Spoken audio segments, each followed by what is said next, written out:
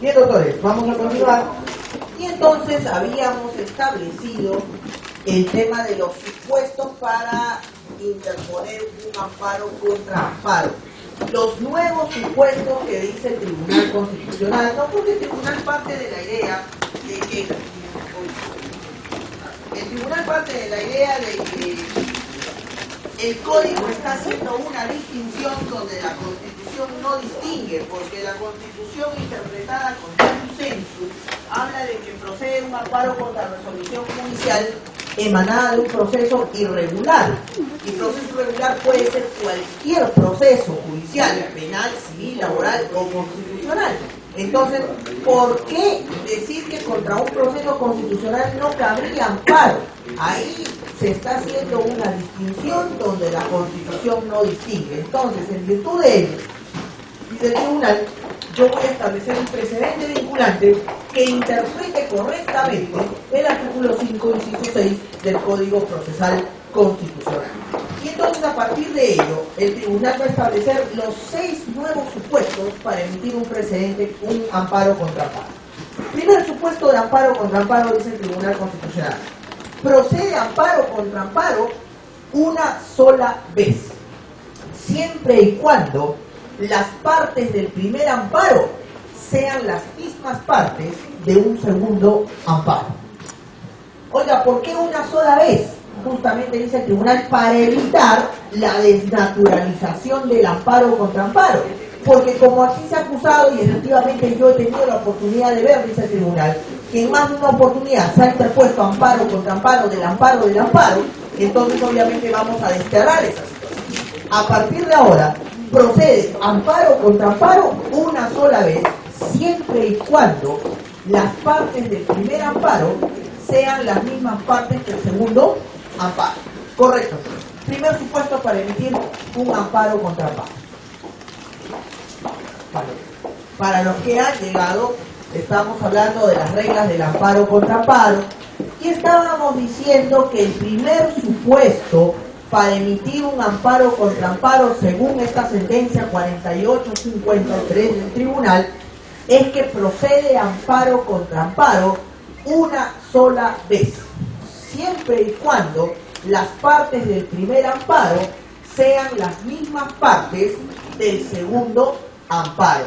¿Por qué amparo contra amparo una sola vez? Para evitar el tema del amparo contra amparo, del amparo del amparo. Una sola vez, ¿no? El primer supuesto. Segundo supuesto para emitir para interponer un amparo contra amparo. Procede amparo contra amparo contra resolución de segunda instancia, pero nunca contra una resolución proveniente del Tribunal Constitucional. Bueno, ¿por qué esto de que no proceda un amparo contra una resolución del tribunal? Dice el tribunal, no procedería porque nosotros somos el órgano de cierre del sistema.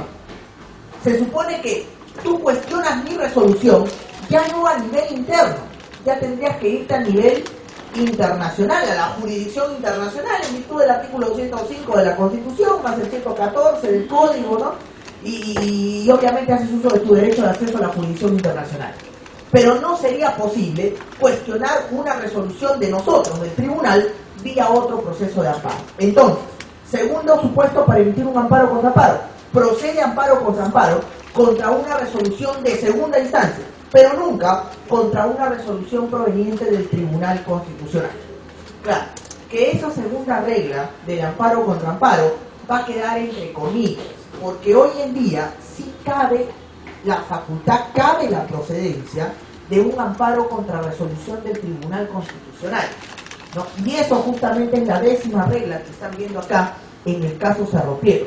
Claro que es una cuestión discutible y ahí mismo al interior del tribunal, como a varios asesores no les convence esa 10ª regla, pero está allí. Por eso que pongan un asterisco. En principio, no cabría interponer un amparo contra una resolución del Tribunal Constitucional porque este es el órgano de cierre del sistema. Correcto. Segunda regla del amparo, tercera regla del amparo contra amparo.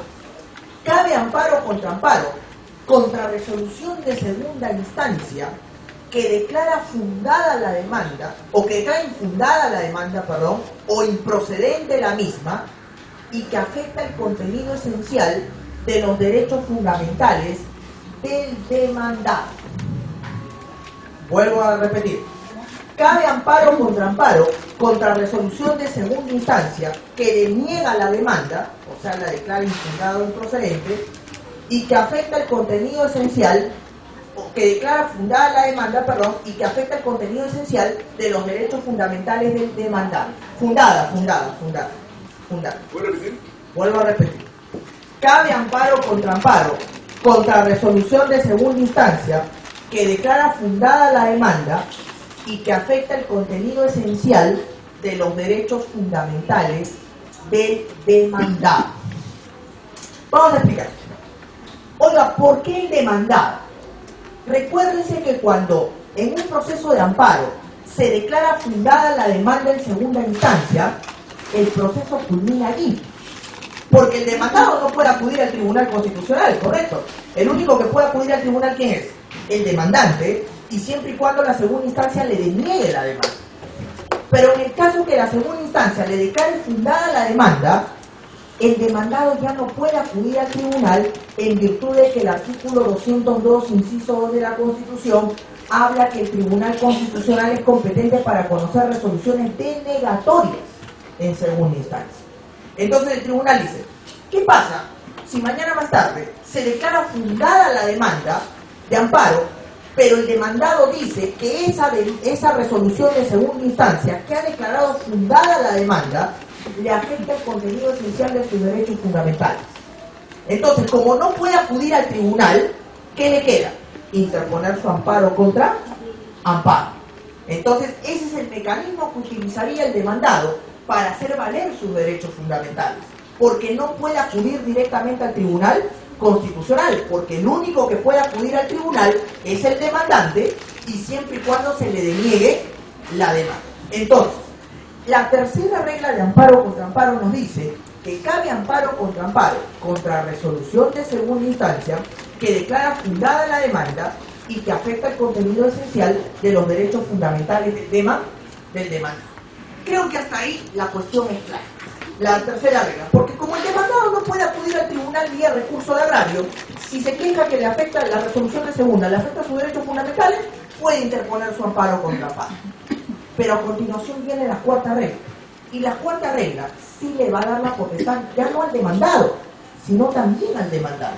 Vamos a ver la cuarta regla. La cuarta regla dice, cabe amparo contra resolución de segunda instancia que deniega la demanda y que afecta el contenido esencial de los derechos fundamentales del demandante, pero siempre y cuando al demandante se le haya vencido el plazo para interponer el recurso de agravio correspondiente.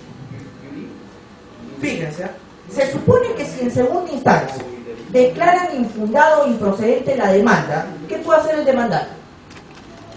Recurso de agravio constitucional. Pero el tribunal dice, pongámonos en el caso que por una situación de caso fortuito o fuerza mayor, el demandante no pueda interponer el recurso de agravio. Recuerde usted que el recurso de agravio, según el artículo 18, tiene un plazo, 10 días hábiles contados a partir de la notificación de la resolución de segunda instancia.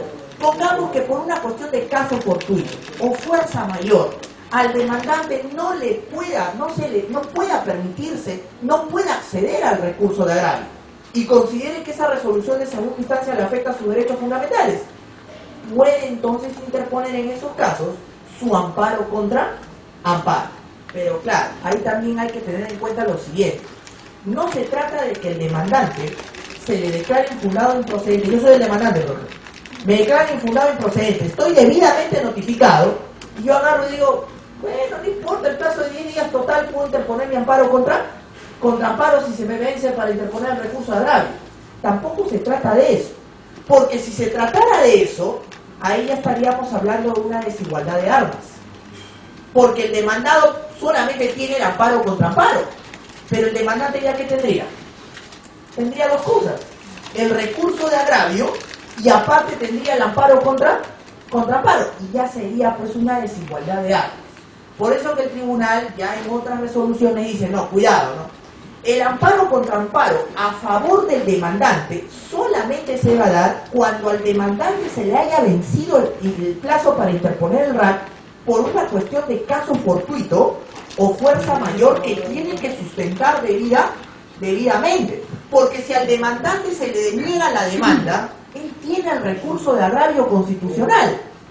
Entonces, solamente podrá interponer amparo contra amparo cuando se le venza el plazo para interponer ese RAC, pero por una cuestión de caso fortuito o fuerza mayor. Porque si hablamos de que solamente dejó vencer por negligencia el plazo, entonces el juez tendría que denegarlo, ¿no? Porque es una cuestión negligente. Tú tenías el plazo para interponer recurso de agravio y tú mismo lo dejaste pasar. Pero en esta cuarta regla vemos que el demandante sí puede interponer el amparo contra amparo también. Quinta regla del amparo contra amparo. Procede amparo contra resolución de segunda instancia que afecta los derechos fundamentales de un tercero legitimado. Y un tercero legitimado siempre y cuando no haya podido participar del primer amparo porque se le denegó su participación o no tenía conocimiento del primer amparo. Miren, estamos hablando ya no ni del demandante ni del demandado, estamos hablando de un tercero legitimado que puede interponer un amparo contra amparo cuando alega que esa resolución de segunda instancia proveniente de un primer amparo le afecta el contenido esencial de sus derechos. Pero obviamente ese tercero podrá cuestionar ese primer amparo mediante otro amparo, alegándole al juez lo siguiente, ¿no? Yo soy un tercero, me afectan mis derechos fundamentales, pero además yo no he podido participar de ese primer amparo. Uno, ya sea por quise participar y me denegaron mi participación. De repente el juez me rechazó mi participación, no quiso que participara. O en todo caso, yo no tenía conocimiento de ese primer amparo. Y recién me entero cuando se emite la resolución de segunda instancia. Entonces, ya sea porque se denegó la participación del tercero o no tenía conocimiento el tercero de ese amparo, puede interponer su amparo contra amparo. Entonces tenemos que con esta quinta regla ya no solamente hablamos del demandado ni del demandante, también hablamos de un tercero ajeno al primer proceso de amparo, que también puede cuestionarlo vía otro amparo. Quinta regla. Vamos a la sexta y última regla de la 4853. Procede amparo contra amparo, dice también el tribunal, contra resolución de segunda instancia que inaplica, desacata o contraviene doctrina jurisprudencial del Tribunal Constitucional. Inaplica o contraviene doctrina jurisprudencial o jurisprudencia vinculante del Tribunal Constitucional. Fíjense, no estamos hablando de precedencia, estamos hablando de jurisprudencia. ¿Y qué hemos dicho con respecto a la jurisprudencia? Que las jurisprudencias son resoluciones reiterativas del tribunal en casos similares. Acá hay una controversia que yo siempre hago, una observación que siempre hago. Con respecto al precedente, la cosa es clara. El precedente tiene fuerza de ley y por lo tanto en principio todos tenemos que aplicarlo, salvo excepcionales situaciones donde se puede hacer uso de la figura del distinguishing, como lo vamos a ver en el último caso que vamos a analizar. Pero con respecto a la doctrina jurisprudencial, hemos dicho que los jueces se pueden apartar de la jurisprudencia, sustentando las razones de hecho y derecho.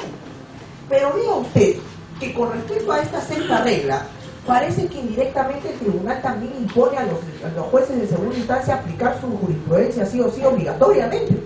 Porque ¿qué está diciendo el tribunal? Sexta regla del amparo contra amparo. Procede amparo contra amparo cuando la resolución de segunda instancia inaplique, contradiga o inobserve una doctrina jurisprudencial de nosotros. O sea, ¿qué quiere decir eso? Que si mañana más tarde, en un proceso de amparo, la sala de segunda instancia, pongamos, declara fundada la demanda, contraviniendo la jurisprudencia del Tribunal Constitucional, un tercero o el demandado puede interponer su amparo contra amparo. Y probablemente, ¿qué va a hacer el Tribunal Constitucional si el segundo amparo llega a instancia de él?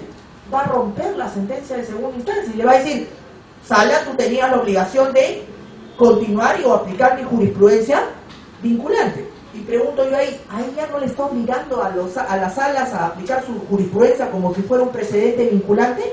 Claro, parece que indirectamente lo está haciendo. Por eso que establece esta sexta regla.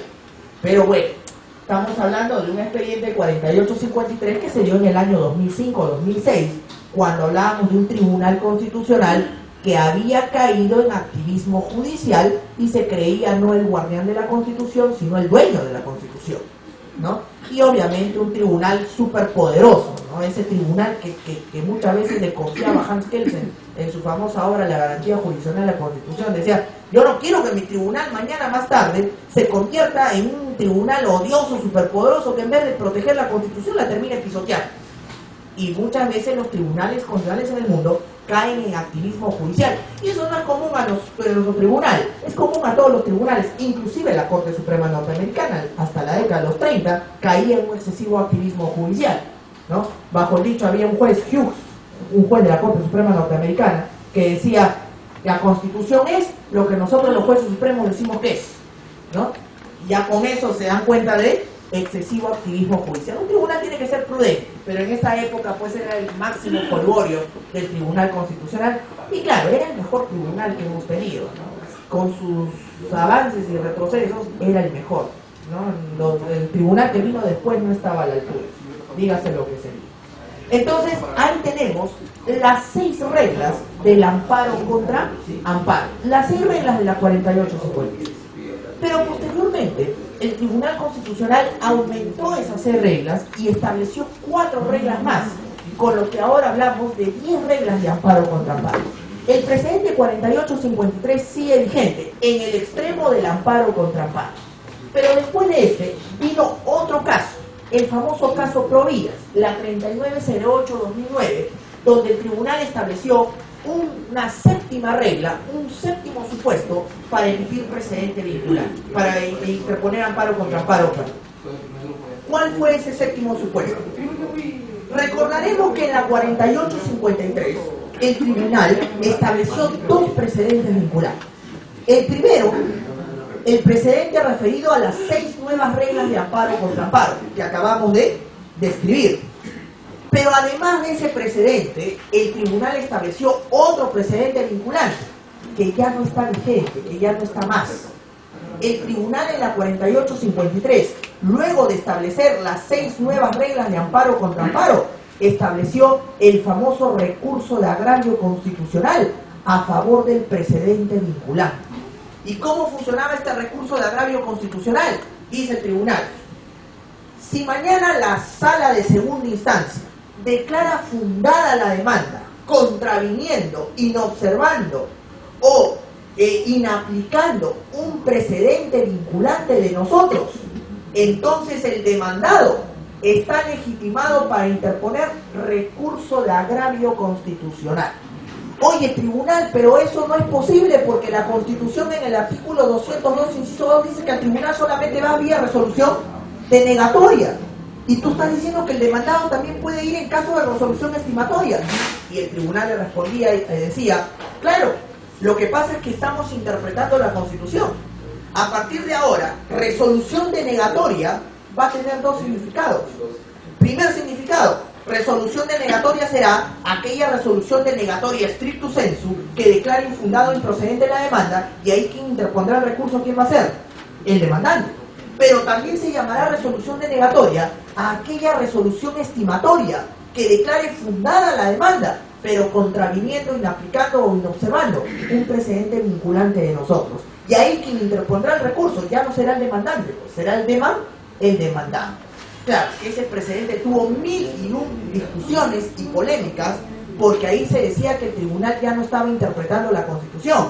Ahí estaban diciendo, no, ya la estás modificando abiertamente, porque ¿cómo es posible que a lo denegatorio tú también lo entiendas como estimatorio? Si son 2 palabras totalmente opuestas. Tú ahí ya no estás interpretando la Constitución, la estás modificando abiertamente, y tú no puedes hacer eso porque el único que puede modificar la Constitución es el poder constituyente derivado. Claro, que ahí no se toma en cuenta que hoy en día no solamente es el Poder Constitucional que puede modificar la Constitución, o en todo caso el Poder Constituyente derivado hace la modificación formal, pero sabemos que ahora los tribunales constitucionales en el mundo también hacen modificaciones a la Constitución, las famosas modificaciones informales que reciben otro nombre, la mutación constitucional, ¿no? La famosa mutación constitucional que en algunos países, incluso por ejemplo en Italia, le llaman la ingeniería constitucional, ¿no? Ya le meten términos de ingeniero, ¿no? Reconstrucción de la Constitución, otros hablan de la mutación como hacer, interpretar el precepto, pero darle un significado totalmente distinto a lo que dice el texto o el sentido gramatical del mismo. Entonces ahí habríamos asistido ya no a una interpretación, sino a una mutación constitucional. Claro, con sus pros y sus contras, pero eso era una mutación y tal vez haya sido legítima. ¿Por qué? Porque si revisamos la 4853, los 7 magistrados aprobaron el precedente vinculante del recurso agrario, los 7. Pero después, en la 3908, ya cuando esos magistrados de la 4853 habían prácticamente todos se habían ido, con excepción de 2, uno de ellos era Landa, y habían entrado los nuevos magistrados, cuya cabeza era Carlos Mesía, Álvarez Miranda, Calle Allen, los que ahora ya no están porque se fueron, ellos tenían otra posición. Y en la 3908, estos magistrados dicen lo siguiente. A ver, en la 4853 han establecido un recurso de agravio a favor del precedente vinculante. Pero nosotros vamos a decir que ese precedente vinculante del recurso de agravio a favor del precedente, valga la redundancia, es inconstitucional. Oiga, ¿por qué? No, es inconstitucional. En primer lugar es inconstitucional porque la Constitución solamente permite acudir al tribunal al demandante en caso de resolución denegatoria. Y aquí, ¿cómo el demandado puede acudir vía resolución estimatoria? Eso es imposible. Y 2, que se supone que en la 0024, lo que hemos visto el caso Municipalidad de Lurín, y en la 3741, el caso Salazar y Arlequé, el Tribunal Constitucional estableció 6 supuestos para emitir precedente vinculante. 6 supuestos. Y resulta que el recurso de agravio a favor del precedente no encaja en ninguno de los 6 supuestos. Y si no encaja en ninguno de los 6 supuestos, definitivamente ese precedente no existe, ni nunca debió existir. Por lo tanto, lo vamos a dejar sin efecto.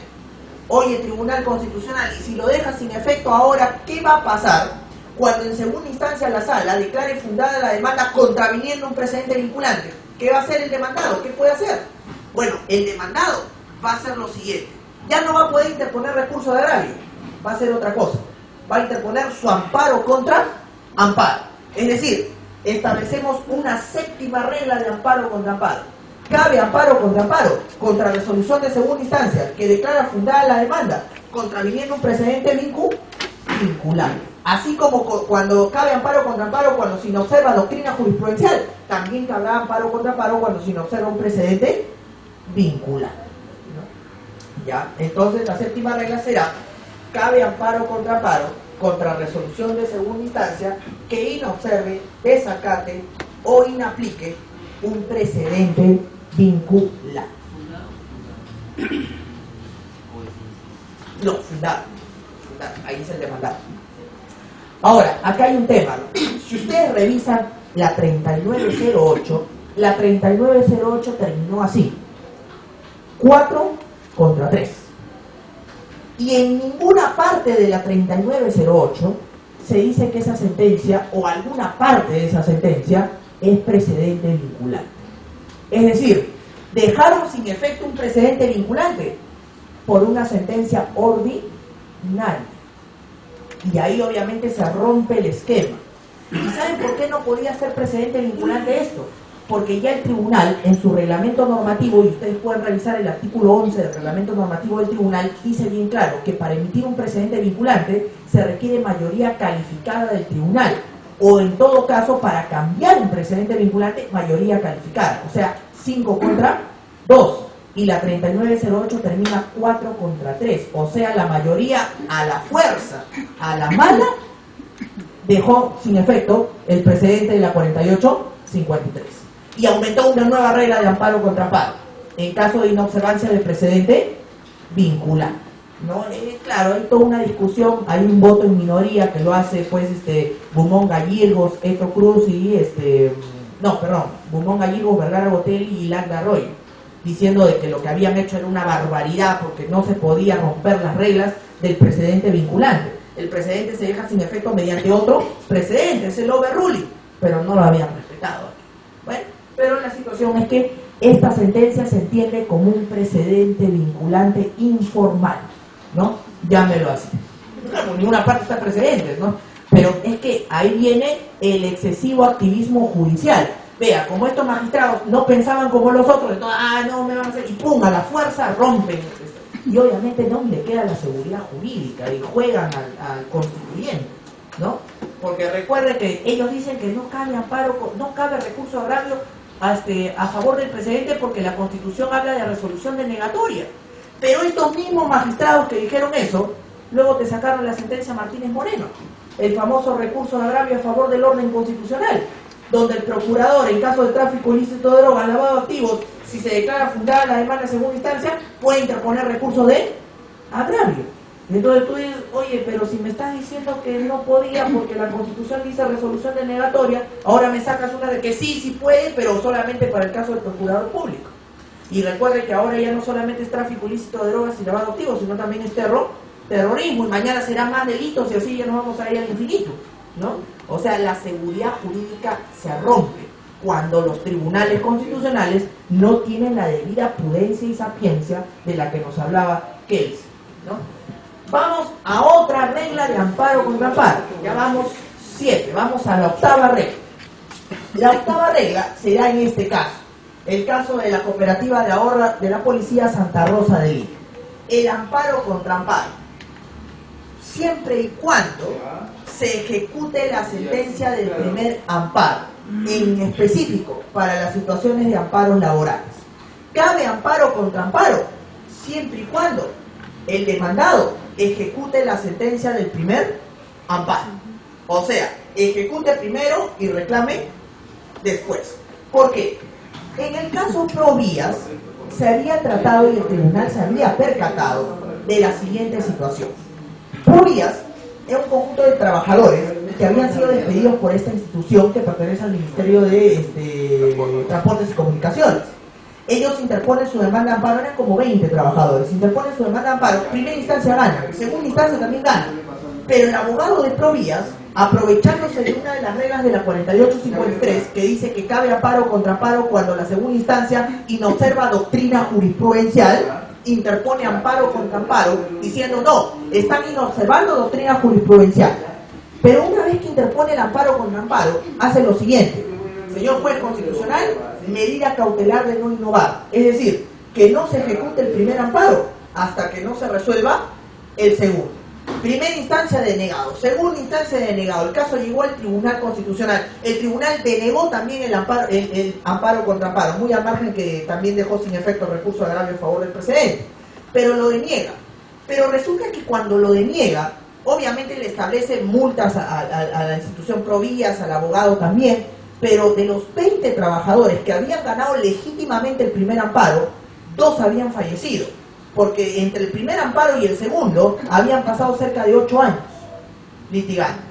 Entonces el Tribunal Constitucional se percata que aquí los empleadores pueden hacer abuso del amparo contra amparo. Y el tribunal en este caso de la cooperativa de ahorro dice, oiga, pero también acá hay algo importante. Los jueces constitucionales no están aplicando el artículo 22 del Código Procesal Constitucional. Y si usted revisa el artículo 22 del Código, ¿qué dice? Las sentencias de dar, hacer o no hacer en los procesos constitucionales son de ejecución inmediata. Entonces, si en una sentencia de un primer amparo se declara fundada la demanda y se ordena que se reincorporen a los trabajadores, ¿cómo los jueces no van a cumplir esa sentencia y van a admitir medidas cautelares de no innovar? O se están contraviniendo el artículo 22 arbitrariamente. Entonces, a partir de ahora, obligatoriamente van a tener que cumplir el artículo 22. Y entonces establecemos la octava regla. Cabe amparo contra amparo, siempre y cuando se ejecute el primer amparo. Ejecute primero, demuestre que lo ha ejecutado y después interponga su amparo contra amparo.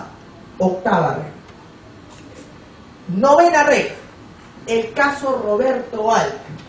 El amparo contra amparo en etapa de ejecución del primer amparo. En el caso Roberto Alca, el señor Roberto Alca había interpuesto demanda de amparo contra una municipalidad, la municipalidad de Surquillo, porque ésta lo había despedido arbitrariamente. El tema clásico, ¿no? Lo contrataban por SNP, pero al final hacía un contrato laboral dentro de la primacía de la realidad. Primera instancia, segunda instancia, el caso llega al Tribunal Constitucional. El Tribunal Constitucional dice, bueno, en virtud de la aplicación del principio de primacía de la realidad, por más que el señor haya firmado contrato de servicios no personales, en realidad ha hecho un contrato laboral. Por lo tanto, fundada la demanda, en consecuencia le ordena a la municipalidad que lo reincorpore al señor Roberto Alca como trabajador en alguno de los dos regímenes, con todos sus derechos y beneficios.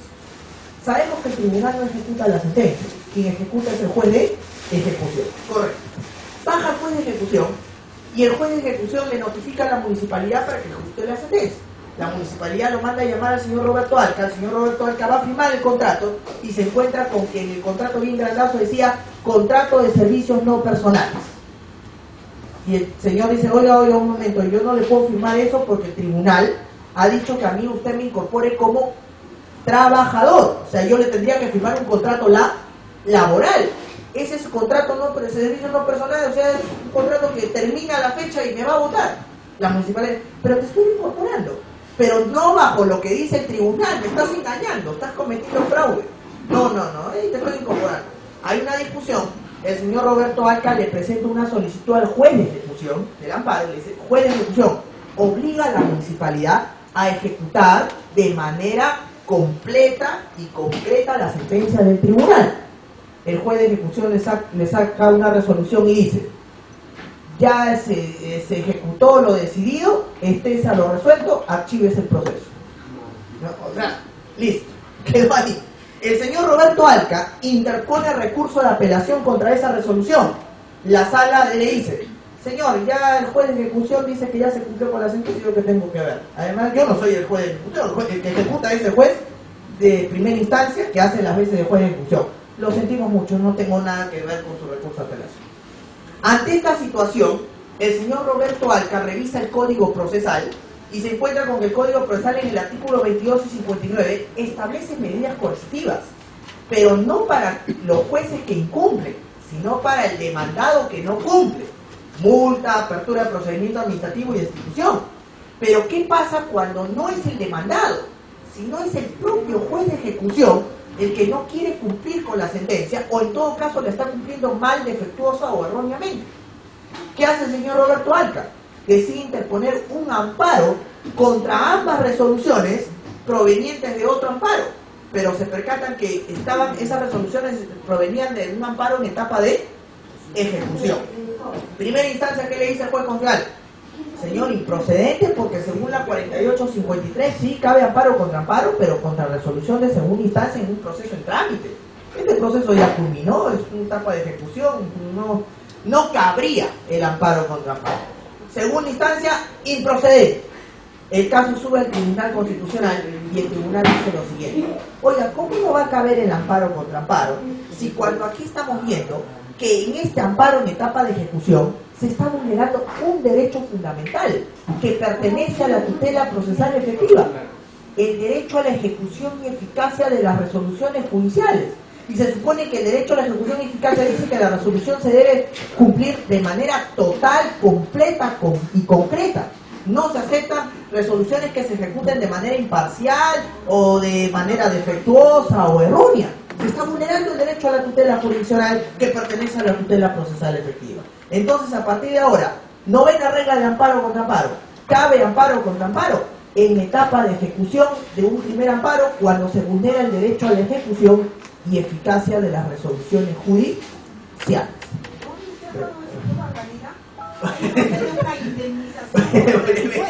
Debe ser, doctor. Debe ser, claro.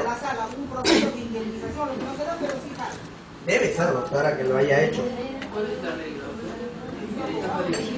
Procede amparo contra amparo en etapa de ejecución del primer amparo cuando se vulnera el derecho a la ejecución y eficacia de la resolución judicial. Pero ahí no queda la situación. Recuerde usted que en Roberto Alca el tribunal también te crea algo muy interesante. El tribunal dice, ya hemos establecido entonces que procede amparo contra amparo cuando no se ejecuta la sentencia del primer amparo. Pero vayamos a algo importante, ¿no? Hemos visto que el señor Roberto Alca, y eso es cierto, interpuso su primer amparo en el año 2001.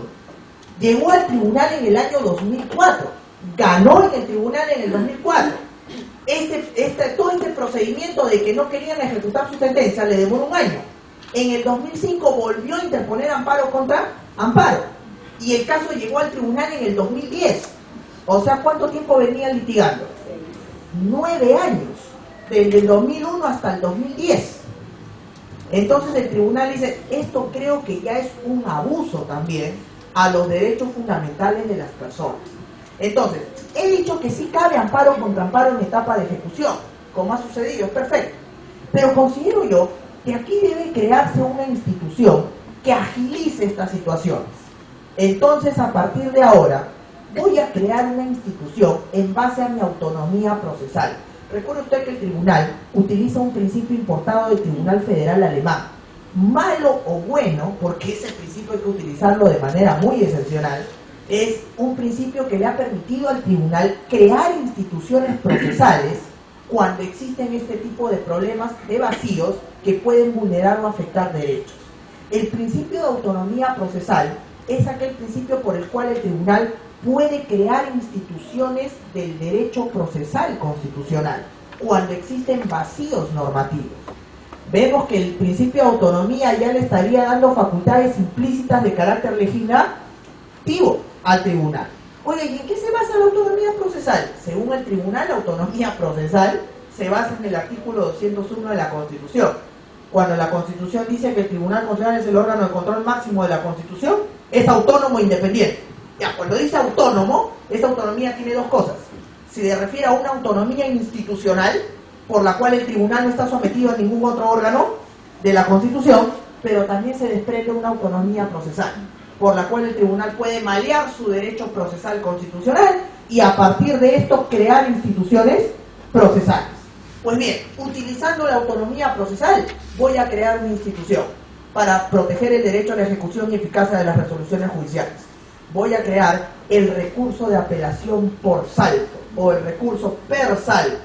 Oye, ¿cómo funciona este recurso de apelación por salto? Ya te lo explico, dice el tribunal. El recurso de apelación por salto funciona en casos como este. Cuando a una persona no se le cumple, no se le quiere efectivizar su derecho a la ejecución y eficacia de la resolución judicial, entonces esa persona presenta una solicitud ante el juez de ejecución exhortándole al juez a que cumpla debidamente la sentencia. Si el juez de ejecución le deniega la solicitud o le responde negativamente, como ha sucedido en este caso, entonces el afectado interpone recurso de apelación y el juez de ejecución ya no va a elevar el recurso de apelación ante la sala, como su mismo nombre lo dice, recurso de apelación por salto.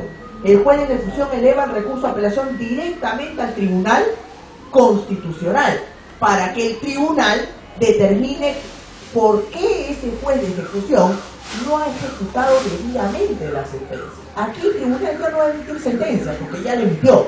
Aquí emitirá una resolución que obviamente obligará al juez de ejecución, de ser necesario, a que ejecute completa e integralmente la sentencia que él ha emitido. El recurso de apelación por salto aparece en el caso Roberto Alca. Ahora el tribunal dice, bueno, tienes amparo contra amparo y recurso de apelación por salto. ¿Se puede utilizar cualquiera? Sí. Depende del afectado. Si el afectado considera interponer amparo contra amparo para defender su derecho a la ejecución eficaz de la resolución judicial, perfecto, que lo haga. Pero si considera que el amparo contra amparo le va a demorar, presente su recurso de apelación por salto. Pero claro, si interpone uno, ya no puede acudir al otro. Son excluidos. Mira, ahí tienes dos mecanismos para proteger el derecho a la ejecución y eficacia de las resoluciones judiciales. Caso Roberto. Y vamos al último caso, que es la 10ª regla del amparo contra amparo. En la 10ª regla del amparo contra amparo, el tribunal dice que cabe amparo contra resolución del Tribunal Constitucional a efectos de modular la resolución del tribunal, a efectos de modular la resolución. Vea usted que con respecto al tema de modular, hay una situación bastante problemática. Modular. Le explico qué había pasado en el caso. Creo que ya se bajó la batería. ¿Cómo había pasado el caso Cerro Prieto? El señor Aspíllaga, una persona X, tenía unos terrenos en el norte del Perú y resulta que ese terreno se lo había expropiado el Estado. Él interpone demanda de amparo contra el Estado porque alega que no ha habido expropiación, sino lo que ha habido es confiscación, porque no se han respetado los requisitos para una expropiación, no se le ha pagado el precio, no ha habido interés público, una serie de cosas. Resulta que en primera instancia le niegan, segunda instancia también, el caso llega al Tribunal Constitucional. Y el tribunal dice, no, en efecto, al señor Aspíllaga le han vulnerado su derecho a la propiedad, porque han expropiado su terreno de manera indebida, es decir, no ha habido expropiación, sino confiscación. Por lo tanto, fundada la demanda, en consecuencia, ordeno que le repongan su terreno. ¿Correcto? La sentencia del tribunal baja al juez de ejecución, el juez de ejecución va con el señor Aspíllaga a tomar posesión del terreno y se encuentran con un problema, que el terreno estaba cercado y cuando preguntan quién había cercado el terreno, sale el representante de la empresa Cerro Prieto y con un contrato en la mano dice, el Estado me ha vendido este terreno, yo soy el propietario de este terreno y se supone que la adquisición ha sido de buena fe. El señor Aspíllaga dice, no, pero el Estado me expropió indebidamente, me lo tienes que devolver. Y Cerro Prieto dice, pero si yo lo compré en ningún momento sabía que todavía expropiaba indebidamente. En ese momento, la empresa Cerro Prieto considera que la sentencia del tribunal estaba poniendo en peligro o amenaza su derecho a la propiedad, porque con respecto al terreno había una sentencia que ordenaba que le devolvieran el terreno al señor Aspíllaga y la empresa Cerro Prieto tenía un contrato de compra-venta del terreno. Entonces, ¿qué hace la empresa Cerro Prieto? Interpone un amparo contra la sentencia del Tribunal Constitucional por amenaza a su derecho a la propiedad. Primera instancia, ¿qué le dice el juez? Improcedente del plano. Oiga, no puede interponerse un amparo contra una sentencia del Tribunal Constitucional. Segunda instancia, improcedente. El caso sube al tribunal y el tribunal dice, ¿y ahora qué hacemos? Porque, claro, yo he dicho que no procede amparo contra una resolución de nosotros, pero acá hay un problema, que ni el demandante ni el demandado en el primer amparo me dijeron que el terreno estaba a nombre ya de un tercero, que era una empresa, Cerro Prieto, y a la empresa en ningún momento se le dio la oportunidad de ejercer su derecho de defensa, porque obviamente iba a ser afectado. Entonces, en virtud de la protección del derecho de defensa de la empresa Cerro Prieto, vamos a relativizar el tema de que no procede amparo contra una resolución proveniente de nosotros. A partir de ahora, cabe amparo contra resolución del Tribunal Constitucional cuando se afecte el derecho de defensa y en virtud de ello se tenga que modular los efectos de la resolución del tribunal. El tribunal dice, mira, señora Aspíllaga, yo no voy a decir que tu demanda es infundada, no, yo dije que era fundada, pero el problema es que ya no se te va a poder devolver el terreno. Entonces, ¿qué vamos a hacer? Vamos a variar los efectos. No le devuelvas el terreno a Estado, pero págale una indemnización a modo de justipreso. Oiga, y con esta sentencia, el tribunal está haciendo algo. Hasta antes de esto, el tribunal había sido enfático con respecto al tema de la indemnización. El tribunal decía que en un proceso constitucional no se puede dar indemnizaciones porque los procesos constitucionales son restitutorios y no indemnizatorios. Es más, en el caso Colmenares Jiménez, donde está la tipología de habeas data, el tribunal le niega las puertas al habeas data indemnizatorio por esta situación de que dice, no, en un proceso constitucional no se puede dar indemnización. Pero con el caso Cerro Prieto, ¿qué está haciendo el tribunal? Está otorgando indemnización bajo el tema de modular los efectos de su sentencia. Entonces con esto yo ya tengo la excusa perfecta para decirle al tribunal, oye, entonces sí procedería excepcionalmente las indemnizaciones en procesos constitucionales, ¿no? Ahora, eso es uno. Dos, que el tribunal dice que entonces procede amparo contra resolución del propio Tribunal Constitucional a efectos de modularla. Pero la pregunta es, ¿qué cosa es modular la sentencia? ¿Quién va a modularla? ¿El propio tribunal? Oiga, recuerden que el amparo contra resolución del tribunal no va de frente al tribunal. Va a pasar por juez de primera instancia, sala, y si deniega recién va al tribunal. O sea, ¿el juez de primera instancia podrá modular la sentencia del tribunal? ¿O lo hará una sala? ¿Qué pasa si en vez de modular termina modificando y diciendo otra cosa que el tribunal no ha querido decir? Entonces ahí nos deja un vacío, un problema. Porque aquí quien ha modulado la sentencia, ¿quién ha sido? El propio tribunal, porque en la primera y segunda instancia al toque negaron. Pero con esto de que sí se puede modular, ¿qué pasa si mañana más tarde un juez dice, bueno, el tribunal ha dicho que sí podemos, ya, yo voy a modularlo, pues el tribunal dijo A, yo voy a decir que B? ¿Cómo queda ahí el tema, no? Es un poco controversial, ¿no? O sea, ¿qué podríamos esperar? Se presta para conclusión esta décima regla. Y vamos ahora a ver el tema del poder ejecutivo versus poder judicial. El último precedente de la noche. Dígame. En este caso, para el tribunal no era más acertado decir que haya una ley de derecho de indemnización, ¿no? Hacerlo a la parte afectada, ¿no? Ya. Pero en la vía judicial. Pero no pronunciarse de esa manera. Es que, claro, el problema es que deja la puerta abierta para cuestionar su propia sentencia. Modular, dice, no la voy a cambiar, la vas a modular, pero ¿qué cosa es modular? ¿Hasta qué punto puedes llamar modular a algo y no cambiar? ¿Y quién va a hacer la modulación? ¿El juez de primera instancia? ¿La sala lo va a hacer? ¿O tiene que llegar al propio tribunal? El mismo tribunal debe ser. Pero no lo dice. Debería ser. Claro. Pero se sobreentiende. Pero ¿qué pasa si un juez de primera instancia dice, bueno, yo puedo modular y la modulo? Porque recuerda usted que el amparo no va al tribunal de frente. Va a pasar por juez de primera instancia, sale y recién va a llegar al tribunal.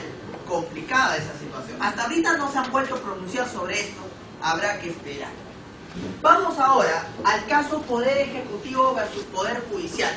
El apartamiento del precedente vinculante. Recuerda usted que habíamos dicho que según lo que establece el artículo 7º del título preliminar del Código, todo parece indicar que el único que se puede apartar del precedente es el propio Tribunal Constitucional. Pero ya más antes de esta sentencia, mencionemos el caso Álvarez Guillén o el caso Juan de Dios Lara, el tribunal había traído del derecho comparado, específicamente de la jurisprudencia norteamericana, la figura del overruling, el cambio de precedente por otro precedente. Y había dicho que una cosa era cambiar de precedente y otra cosa era apartarse del precedente. Cambiar de precedente significa que el único que puede hacer eso es el propio órgano que emite el precedente. En nuestro caso, un juez no podría cambiar de precedente porque el juez no emite precedente vinculante. Solamente podría cambiar de precedente el órgano que lo emite. En nuestro caso sería el Tribunal Constitucional.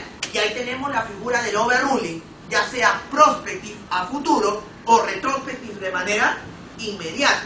No se preocupen que el prospective y el retrospective lo vamos a tocar a propósito del caso Huatuco, donde ahí está también la problemática de eso, ¿no? Y que ellos han tenido una posición realmente radical y arbitraria, que a mí no me parece, ¿no? Por lo que prácticamente lo dejan sin piso a Carlos Ramos Núñez, ¿no? Que fue el que dijo que no era que le apliquen el retrospective, sino el prospective. Pero eso lo veremos en la parte número 2. Bueno, la cosa es que el overruling queda claro, pero otra cosa es apartarse del precedente. El apartamiento significa que tú no vas a cambiar, sino que tú no vas a aplicar el precedente porque tu caso no es idéntico al caso que dio origen al precedente vinculante. Y eso está totalmente legitimado en la doctrina norteamericana, en la jurisprudencia norteamericana. Allá la Corte Suprema emite precedentes y los precedentes son obligatorios, pero los jueces se pueden apartar. Es más, hay varios supuestos de apartamiento en Estados Unidos. Un juez incluso allá en Estados Unidos se puede apartar del precedente a pesar de que su caso es idéntico, cuando por ejemplo el contexto no es el mismo, el contexto ha variado. las razones políticas, sociales, históricas que dieron origen al precedente ya no son las mismas y se apartan. Puede haber la figura del anticipatorio overruling, que el juez se adelanta, se anticipa al cambio cuando ve indicios que la Corte Suprema en cualquier momento va a dejar sin efecto su precedente vinculante. Se adelanta el cambio. O también puede darse el caso de que el juez norteamericano se aparta del precedente cuando, a pesar de que su caso es idéntico, pero la aplicación del precedente va a originar la afectación del debido proceso material, o sea, el famoso due process of law norteamericano. Recuérdense que allá, en Estados Unidos, se habla de que el debido proceso material significa la razonabilidad de las resoluciones judiciales. Y ojo que acá el tribunal ya incorporó eso en el caso de Polonia Colca. Tenemos el debido proceso formal y material. El problema es que no sé qué pasaría en el caso de que un juez diga lo siguiente, ¿no? Yo me aparto del precedente porque considero que al aplicar el precedente del tribunal vulnero derechos fundamentales de un tercero. Debido proceso material. Ahí chocaría la institución del precedente con el debido proceso material. Bueno, en el caso Poder Ejecutivo versus Poder Judicial, se había dado el tema de que el tribunal, antes de este caso, había emitido este precedente vinculante en el caso de la importación de vehículos usados y había establecido como precedente que el decreto legislativo y los decretos supremos que había emitido el Estado en relación a la prohibición de la importación de vehículos usados eran conformes con la Constitución, porque los vehículos usados generaban contaminación en el ambiente, afectaban la salud pública, entre otros derechos. Lo que había pasado es que, pese a que estaba el precedente allí, los jueces estaban haciendo control difuso e inaplicando el decreto legislativo que prohibía la importación de vehículos usados y estaban permitiendo que se sigan importando. Ante esto, el Ministerio de Transportes y Comunicaciones decide interponer una demanda competencial contra el Poder Judicial, aduciendo que el Poder Judicial está vulnerando las competencias del Ministerio de Transporte porque ya el tribunal ha dicho en un precedente que eso no puede darse, que los decretos legislativos que prohíben la importación de vehículos usados son conformes con la Constitución. ¿Y cómo es posible que los jueces comiencen a inaplicarlos? Cuando el Código Procesal bien claro dice que eso está prohibido. Recuerden que el Código dice que cuando el Tribunal Constitucional declara la constitucionalidad de una norma legal, los jueces no pueden hacer control difuso, pero los jueces lo estaban haciendo. Entonces se arma el conflicto competencial y lo primero que el tribunal va a establecer antes de hablar del distinto, ¿sí?, es el tema de los tipos de conflictos de competencia, ¿no? En esta sentencia también hay una clasificación de tipos de competencia. Dice el tribunal, nosotros en el código podemos encontrar dos tipos de conflictos de competencia: el conflicto de competencia positivo y el conflicto de competencia negativo. ¿Cuándo hablamos de un conflicto de competencia positivo? Cuando dos o más órganos estatales se pelean por una atribución o competencia. ¿Y cuándo hablamos de un conflicto competencial negativo? Cuando dos o más órganos rehuyen a una competencia. Pero además de esos tipos competenciales, hay otros más. Por ejemplo, podemos hablar del conflicto por menoscabo de competencias. Oye, ¿cómo es el conflicto por menoscabo de competencias? Bueno, el conflicto por menoscabo de competencias se da cuando un órgano estatal, al ejercer sus facultades, sus competencias, las termina ejerciendo de manera abusiva, a tal punto que termina contraviniendo las facultades de otro órgano estatal. Por ejemplo, ¿no? Imaginemos en el caso del Poder Ejecutivo versus Poder Judicial anterior, los tragamonedas y casinos, dice el tribunal. ¿Se acuerdan que yo había dicho que la ley que establecía que los tragamonedas y casinos se tengan que asociar con restaurantes tres tenedores, hoteles 5 estrellas, era conforme a la Constitución y ellos interponían demandas de amparo y los jueces declaraban fundada inaplicando esa ley? Yo había dicho que ahí el Poder Judicial, al ejercer su facultad jurisdiccional, lo estaba haciendo de manera abusiva, a tal punto que vulneraba las competencias del órgano ejecutivo, que estaba controlando esa situación. Bueno, ese es un conflicto por menoscabo de competencias. Hay otro tipo de conflicto competencial, el conflicto competencial por menoscabo de interferencia. Cuando un órgano competencial, al no ejercer su competencia, no permite que el otro órgano competencial también la pueda ejercer. O sea, el otro órgano competencial está impedido de ejercer su competencia porque el otro no lo hace. Conflicto competencial por menoscabo de interferencia. Pues bien, dice el tribunal, esos son los tipos competenciales. Pero aquí hablemos de lo siguiente.